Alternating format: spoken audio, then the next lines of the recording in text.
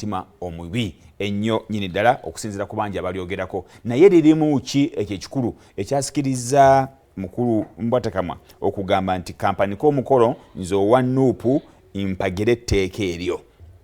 Omanyi kaakati etteeka lino kyannaku nti litadde ekibiina kyaffe ekya NUP mu kugezesebwa okw'amaanyi, a big litmus test.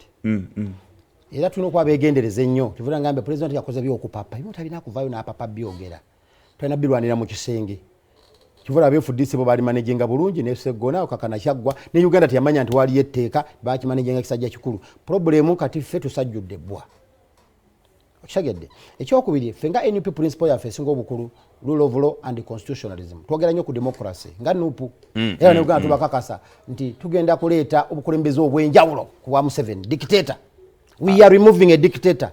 Mubeere mu nteekateeka Museveni, yes. Kize demokrasia. Gwebanga ozze kugamba nti ojjawo Museveni and you are calling Museveni a dictator. Museveni omuyita undemocratic.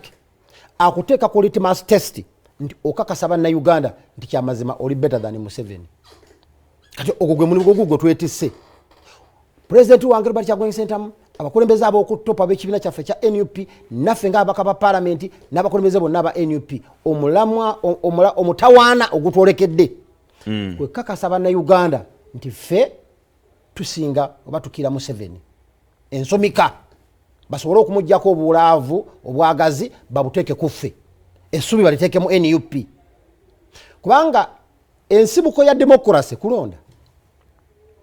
Bogera ku machano gamba I am chasing a dictator. Atali democratic. Omuyaaye.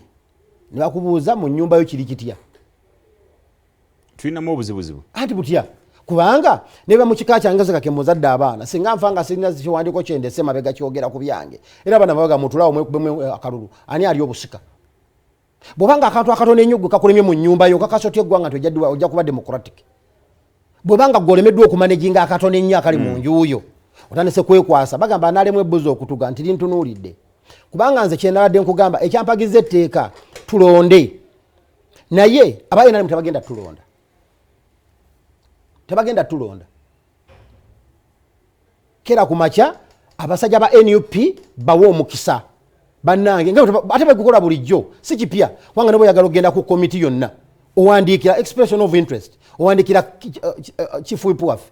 Namuga munnange zwantadde kakiiko kano munnange nze mbadde nsaba mbe chairperson w'akakiiko abantu bakola application kyekigaana loopu okuga nti abaagala okuba baloopu mu NUP express your interest mutekeyo obuwandiike bwammwe bwe tukizuula nga muli bana bataano nga tubaga mudde wali bali mu kisenge mwogereganye muli ba Luganda muli ba NUP mwenna ani alekera munne bwe mulemaganwa abadde abataano ne musigala babiri wabamula stands down in favor of another ebyabufuzi musigadde babiri oba basatu nti ye mwiza n'okukanyiza eyo ne muvaayo nga muli yogo ne mugamba ffe tukanyiza nga NUP tulina candidate omu nakyo kisoboka naye ng'otwadde process otwadde omukisa n'otuwa variety n'otuwa choice ne tulondako bwe tuba tugenza okukola etteeka tubaddigamba nti etteeka erironda leader of opposition linaabanga lyaba opposition bokka ekyo nakyo kisoboka mu tteeka mugamba abayina lemmwe temuyingira muki mu byaffe kino kyaffe ky'opposition tujjanga kuba ekyaleeta principle eri nti the party that has the numerical strength ekibiina ekirina ababaka abasinga obungi kyekinaavanga mu loop tukimaintaining. In this case it's my national party, my national unity platform kibiina ekyange mwenkiikirira atugamba nti kati NUP mutuwe loop wamwe yaani ayagala nti tulina bana nti baani tyoko tinamboza ayagala nti otyo tumutekwali mwanga kivumbi ayagala nti adde wano nambeshe naye asobola nti adde wano ani omulala nti senyonyi naye asobola naye adde wano ani omulala luli abaddeko tumuggyeko yitadda mpuga adde bali very good kubana abanammwe mwabaka ba parliament abanupu kubana abana mugamba kaani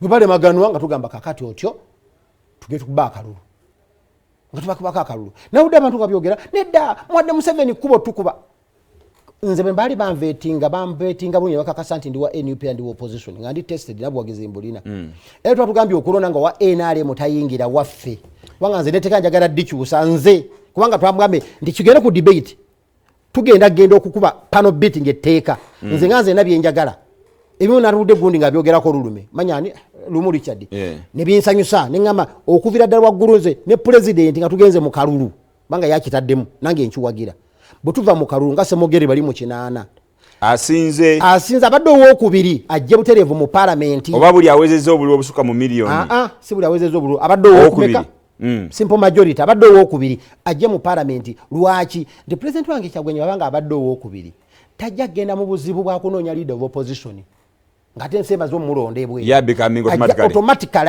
azze kumanaginga bantu be bino ebyokuddawo ne Besigye abonaabonanga nnyo kubanga sebo okulidinga through a third party wotategeerera naye amenya wadde baga nti kale omulonda agenda akukiikira abenga ggwe naye nga si ye ggwe kennyini omusigira amala biki ogezako okunnyonnyola ekikwatagana ne leader of opposition naye bagamba nti waliwo ebikusike ebirala ebyenjawulo bye muyingiza mu nteekateeka eno ebiyinza okuba ebyobulabe kakati saagala kwogeza bujega omanyi nze gaye babukulembeze ab'ekibogwe bamenya nnyo eggwanga okiwulidde ebbago erigenda okujja ku floor of parliament is a public document bw'oyogera ebikusike oba okwata abantu eyo obujega nti waliwo byeŋŋenda okukusa akakembo kakati wuliriza n'okukyogera kankyogere kyeboogeramu bagamba nti mwagala ne president abeere nga bamukubirako kalulu mu palamenti nga si bali eno nze saagala kuba mweyembera omanyi problemu gye tulina mu ggwanga lino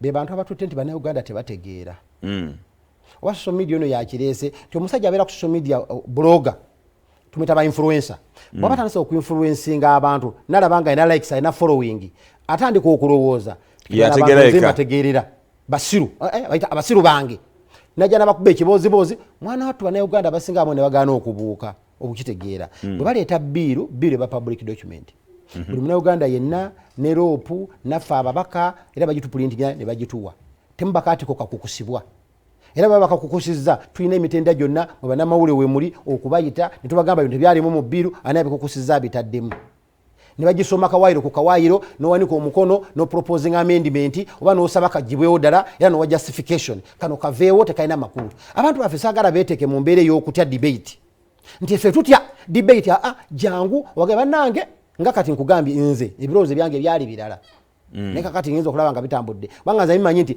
mu kulonda okujja nze njagala leader of opposition abeere ddala oyo avuganyiza ku bwa pulezidenti bannayuganda gwe beerondedde ne bino ebyokuwoza nti leader of opposition afugeko ebisanja 2 n'ekitundu byonna njagala bikyusa under that nti singa abadde owokubiri ajja butereevu mu palamenti myaka gye gyonna 5 abazze emyaka gye 5 kumanaginga luddala oluvuganya mu 7 si byakumbuuzabuza nti ate kyusa emyaka kati bano abaleeta buno obuwaayiro buno bwakukonfusinga abantu nakuleeta ntalo ffe zitulwanaganye bw'otunulira abadde bagoberera ludda oluvuganya gavumenti tubadde mu ntalo ebbanga lyonna okuva ku mulembe gwa Besigye nga leader of opposition talina amaanyi gawamu nabadde nkyogera nga mbe mbagamba nti nga palamenti temuowuninze naye tali accountable ku palamenti ye naddala oluvuganya gavumenti lwasinziira abamu tebakimanye nti ono leader of opposition not leader of the party ebiri byanjawulo bwega nti leader of MINUP leader of FDC leader of DP abo bawipu beeri naye ono leader of opposition abazza okulembera oludda n'oluvuganya gavumenti lwonna UPC DP JEMA PPP FDC nupu fenna wamu abateeka okubeera involved mu kulonda kati obuzibulira ngo opposition bwasinze okufuna bejagala okunogera eddagala bwe buno nakera ku macha naleta proposal aba UPC bagamba ebyo bya DP bya nupu ebyo bya banupu aba DP ne bagana ebyo bya banupu abefudisa ebyo si byaffe bya banupu so nga te byaffe fenna kinafuya kitegeeza nti oludda oluvuganya gavumenti duli disunited terukiririza moyo gavumenti obumu bwalwo unity yabwo gemaanyi g'oludda oluvuganya gavumenti tukera kumanya tugamba enja tugenda kukola kino fenna ne tukikola kakembo katono nnyo bulwabawo embeera kyabyo si byaffe bya banupu omanya tunafuwa oli wa kibiina kya NUP National Unity Platform bakuwa kadi ne bakulonda emu ku nsonga enkulu ekulonza nti lwakuba oli opposition era ng'ekigendwa kyammwe kisinga okubeera ekikulu kujjako pulezidenti Yoweri Kaguta Museveni aveeko muyingizeewo wammwe afuge eggwanga lino emission esooka buli kyemukola kiri towards that ebyogerwa nti mwafuna omusimbi okuva mu NRM okusobola okuleeta etteeka lino kiraga nti mulwanyisa musajja